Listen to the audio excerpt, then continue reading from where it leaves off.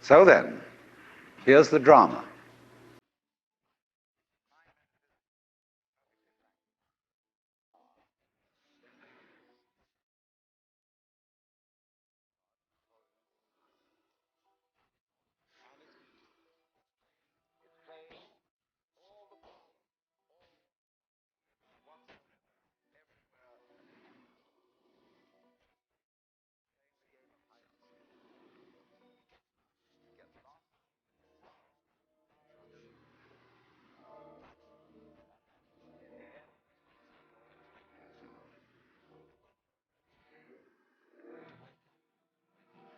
And if you're not ready, you're going to stay pretending that you're just a little, poor little me.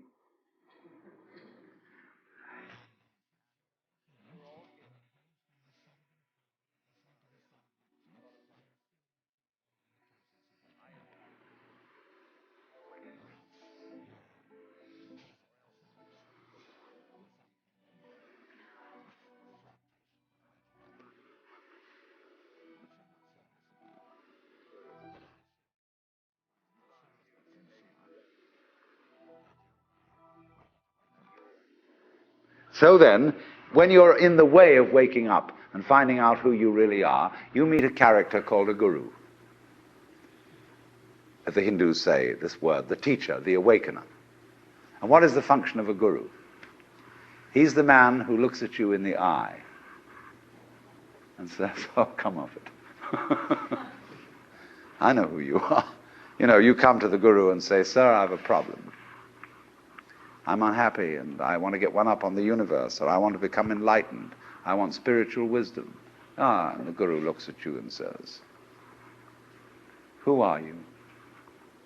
You know Sri Ramana Maharshi, that great Hindu sage of modern times? People used to come to him and say, Master, who was I in my last incarnation? As if that mattered. And he would say, who is asking the question? And he'd look at you and say, basically, go right down to it. You're looking at me, you're looking out, and you're unaware of what's behind your eyes. Go back in and find out who you are, where the question comes from, why you ask. And if you've looked at a photograph of that man, I have a gorgeous photograph of him, and you look in those, I walk by it every time I go out of the front door, and I look at those eyes and the humor in them, the lilting laugh that says, oh, come off it, man. Shiva, I recognize you.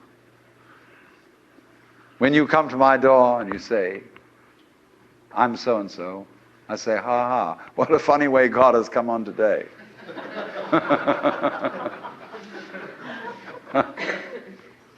There are all sorts of tricks, of course, that gurus play. They say, well, we're going to put you through the mill. And the reason they do that is simply that you won't wake up until you feel you've paid a price for it. In other words, the sense of guilt that one has, or the sense of anxiety, is simply the way one experiences keeping the game of disguise going on. Do you see that? Supposing you say, I feel guilty. Christianity makes you feel guilty for existing. That somehow, the very fact that you exist is an affront. You are a fallen human being. I remember as a child when we went to the services of the church on Good Friday, they gave us each a colored postcard with Jesus crucified on it. And it said underneath, this have I done for thee, what doest thou for me? You know, you felt awful. You nailed that man to the cross. Because you eat steak, you have crucified Christ. Because you killed the bull. And after all, you depend on it. Mithra, it's the same mystery. And what are you going to do about that? This have I done for thee, what doest thou for me? You feel awful that you just exist at all. But that sense of guilt is the veil across the sanctuary. Don't you dare come in. In order to, in all mysteries, when you're going to be initiated, there's somebody saying, don't you come in. You've got to fulfill this requirement, this requirement, this requirement, this requirement, then we'll let you in. And so you go through the mill. Why? Because you're saying to yourself, I won't wake up until I feel I deserve it. I won't wake up until I've made it difficult for me to wake up. So I invent for myself an elaborate system of delaying my waking up.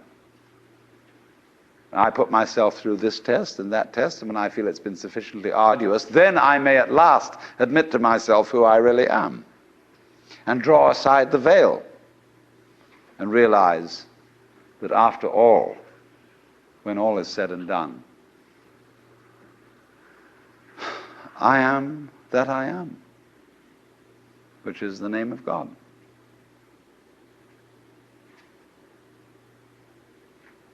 And when it comes to it, that's really rather funny. They say in Zen, when you attain Satori, nothing is left to you at that moment but to have a good laugh. But naturally, all masters, Zen masters, yoga masters, every kind of master, puts up a barrier and says to you,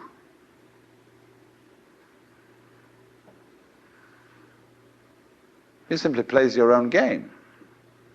We say anybody who goes to a psychiatrist ought to have his head examined. Because when you go to a psychiatrist, you define yourself as somebody who ought to have his head examined. Same way, the Zen masters say anybody who studies Zen or comes to a Zen master ought to be given 30 blows with a stick. Because he was stupid enough to pose the question that he had a problem. But you're the problem. You put yourself in this situation. So it's a question fundamentally. Do you define yourself as a victim of the world or as the world? You can define yourself. You see, if you identify you with what you call the voluntary system of the nerves and say, only that's me, and that's really a rather limited amount of my total performance, what I do voluntarily, then you've defined yourself as the victim in the game. And so you are able to feel that life was a trap.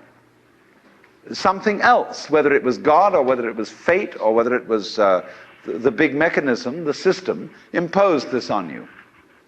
And you can say, poor little me. But you can equally well, and with just as much justification, define yourself not only as what you do voluntarily, but also what you do involuntarily. That's you too. Do you beat your heart or don't you? Or does it just happen to you? And if you define yourself as the works, then nobody's imposing on you.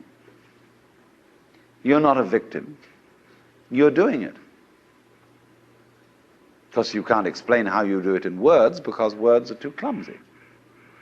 And it takes too long to say. You get bored with it. But actually, then you can say, with gusto, I am responsible for this life. Whether comedy or tragedy, I did it.